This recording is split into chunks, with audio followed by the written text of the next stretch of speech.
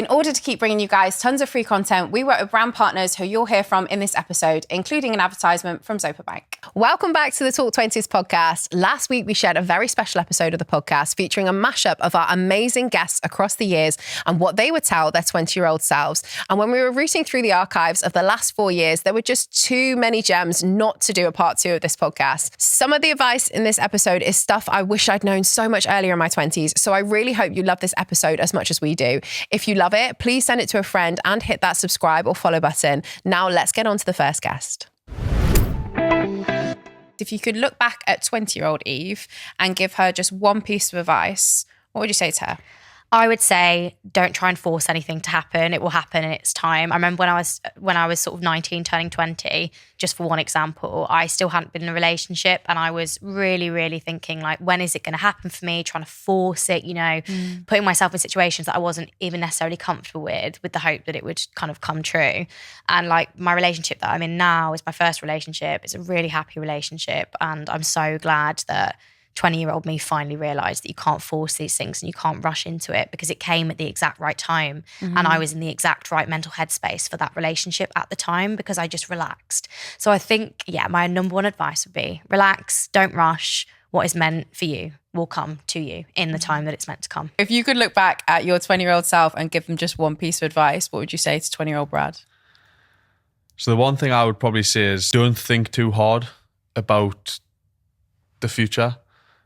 And to be fair, actually, this was the approach I had when I was 20. It was kind of like a lot of people, I think, worry too much about where they need to be or where they should be at a certain time.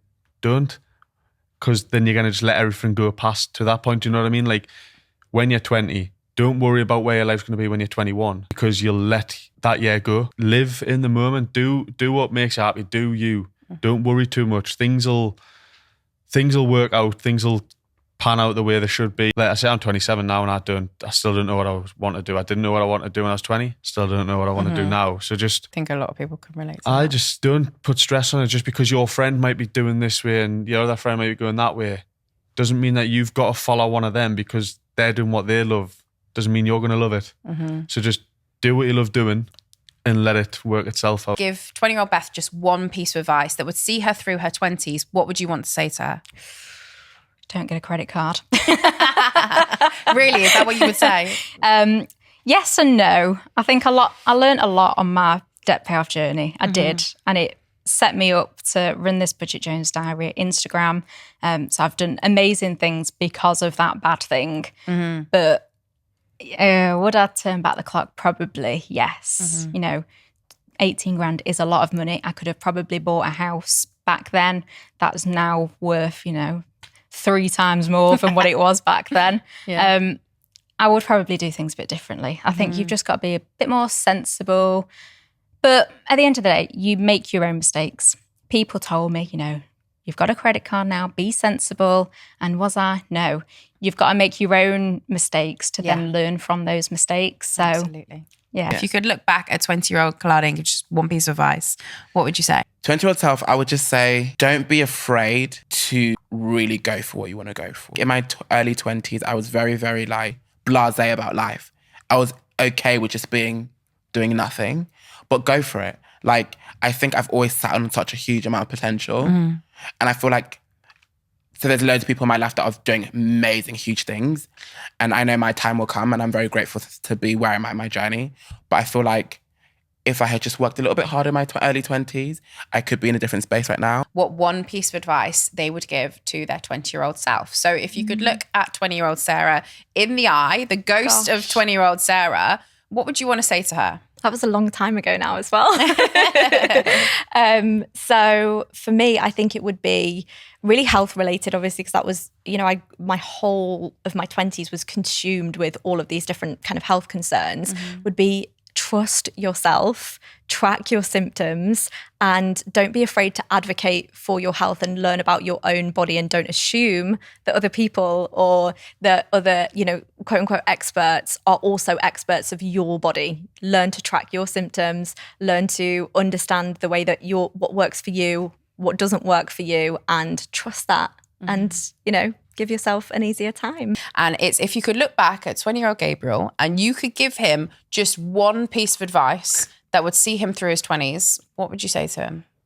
Oh, he needs a lot of advice, 20-year-old Gabriel. It was only like 6 years ago. I'm going to pick something financially related because I feel like it's relevant. I would tell him to start being more open and talking about money sooner. This social media channel has only come from the age of 23, but I feel like that was 3 years of missed opportunities.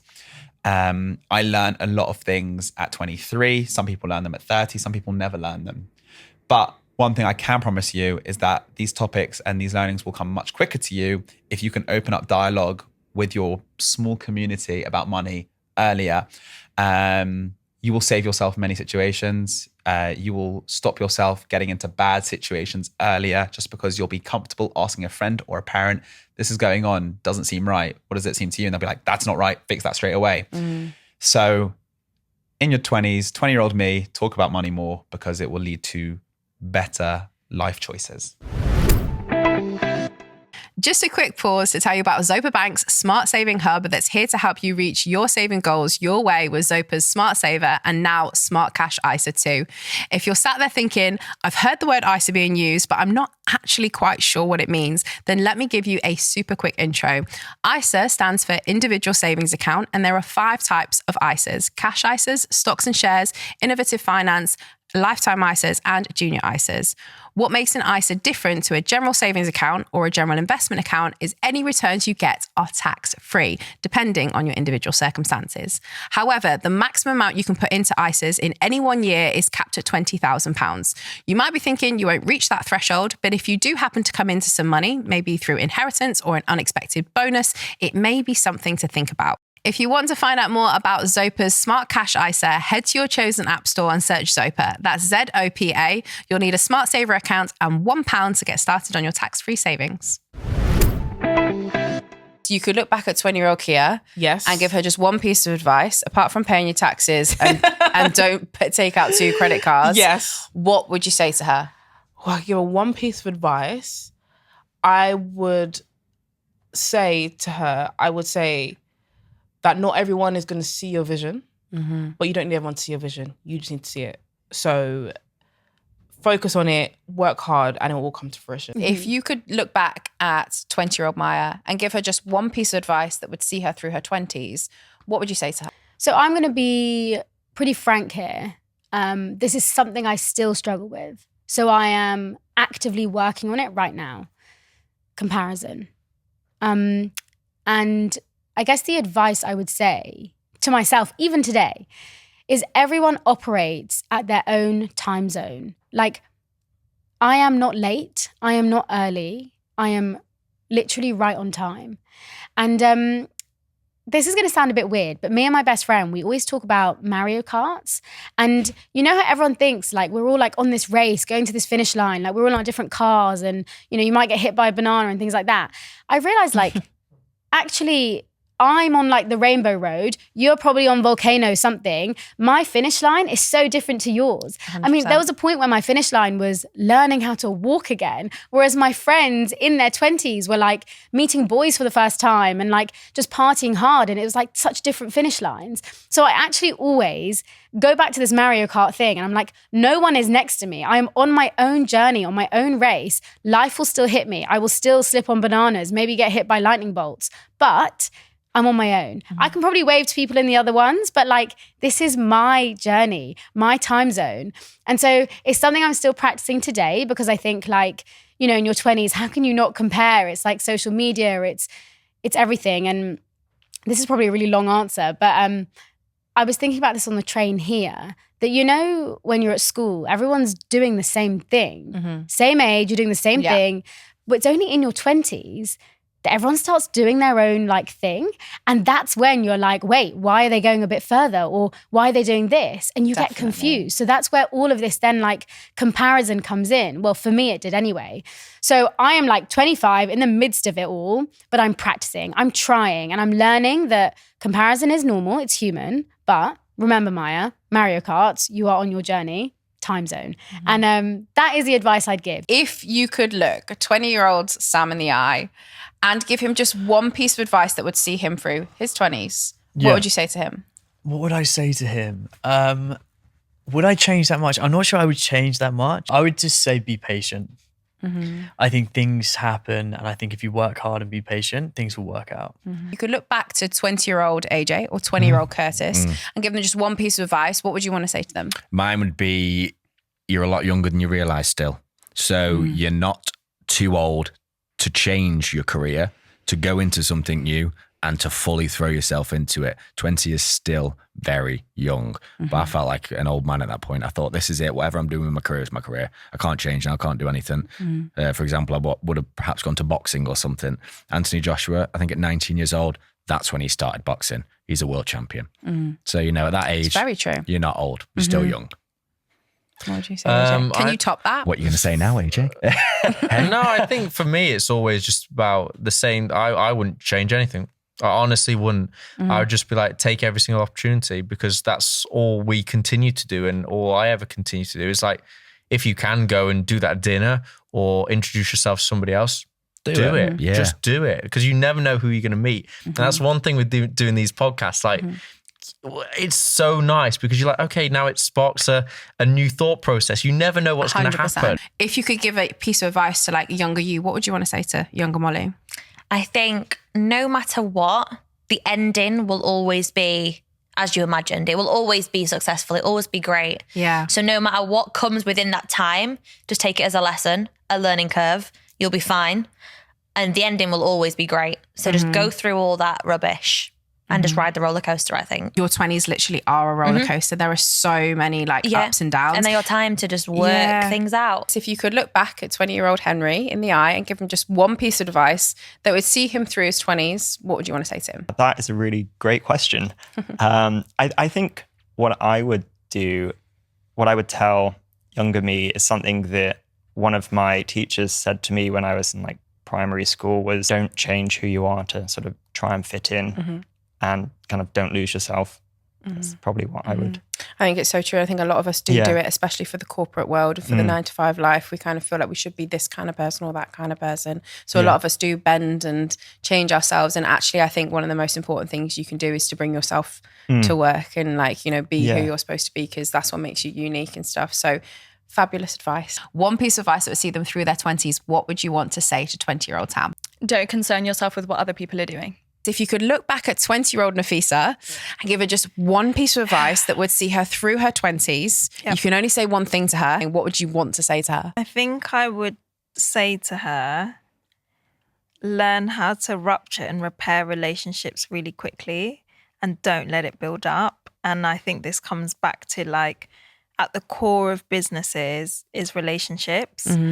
And the art is that there will be difficulties, there will be disagreements, there will be differences, but you have to be able to learn how to rupture and repair quickly. And how do you do that? Like, I think nip things in the bud really quickly. Like, no matter how small it is, just be able to say, hey, you know, that day we had that chat and I just wanted to air something out, and just put things on the table. Don't let things build up, because when they build up, that's when that random tiny thing like really will blow out. And that goes for like even like when you're hiring people, being able to have like a really good culture of feedback and be able to say, hey, can we just do this a bit differently? And it doesn't have to be confrontational. It can just be, hey, just a quick note, mention this. So yeah, it's more do it more regularly and more often, have that culture of feedback, don't let things build up, and don't be scared to have those conversations as well. If you could look back at 20-year-old Lauren and give her just one piece of advice, what would you want to say to her? So I think the one piece of advice that keeps me motivated is don't compare. Because I think there's a quote, I think it's Roosevelt, can't believe I'm quoting Roosevelt here, but I think it was Theodore Roosevelt who said that comparison is the thief of joy. I think the thief of joy. And that is, it's so important. So like throughout A-levels and university, whenever we get grades back, just as an example, whenever we get grades back, I never go to someone, oh yeah, like I got this, like what did you get? Or like, how did you do? Like I wait for someone to ask me because then I have to have the conversation. I hate comparison. After every exam, I'll walk out, won't say anything, I'll go do something else. I think comparison is so detrimental to just your happiness. And there are people that I've followed my university's career with, we're in the similar jobs, all that, live in the same area, all that. I don't compare myself with them because my goals are completely different. If you want to know what we're drinking here in the Talk 20 studio, then let me tell you, because you're going to want to try it. Riviera Iced Tea is the newest sponsor of the Talk 20s podcast. It's low calorie, natural, vegan, and gluten-free. I'm absolutely obsessed with iced tea. I've just been laughing here about how obsessed I am with iced tea with our producer. It's my favorite drink in the whole wide world, no exaggeration. And the peach iced tea from Riviera is genuinely the best I've ever tasted. So if you want to fill your fridge with something super refreshing, head to rivieraicedtea.com or check out their Instagram at Riviera Iced Tea. What would you want to say to you at 20? I would say I wish I'd discovered the whole concept of leverage earlier. And the whole idea in Matt is like doing the same input to get a higher output ultimately. And I think I wasn't really at that point.